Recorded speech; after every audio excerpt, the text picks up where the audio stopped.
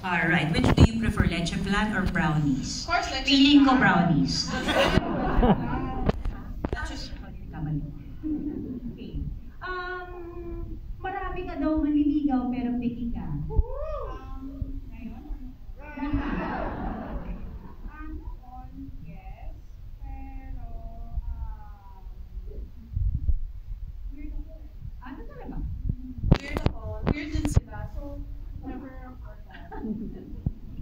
What's your favorite type of music? Reggaeton. Okay. Talaga? Masungit ka daw at mahirap ka trabaho. I saw it.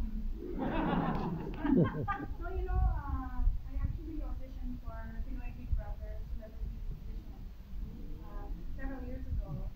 And after I done TV, and one of the writers on TVC told me backstage that, oh, are you as difficult now as you were then?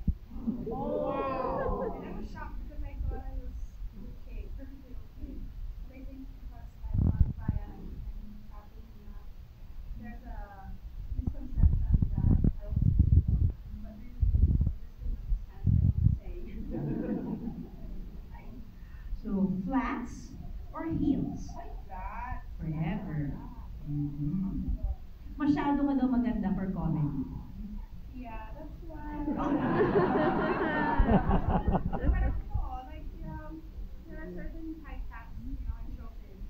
So if you have a certain look, like, ako, I was only set for like musical or drama, and I wanted to do thrillers and psychological heavy characters. Now, of course, I know comedy, but I would never get the chance. Kaya nga, nagpapataba ako. So I can be taken seriously. So, nagpapataba ka ngayon. Tatanong ko pa ba to? Indoor or outdoor activities? Parang indoor. Indoor. Pag indoor, yung naka-aircon, pag naka-bike, yung stationary bike, yung lalabas. Pero nagsusumba ako. Okay, Sound?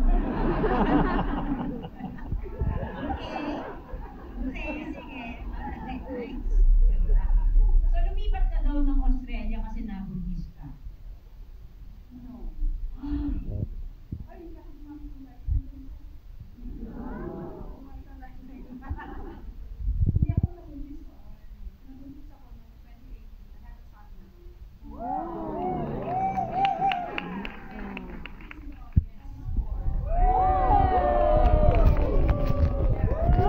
Your mother likes indoor activities.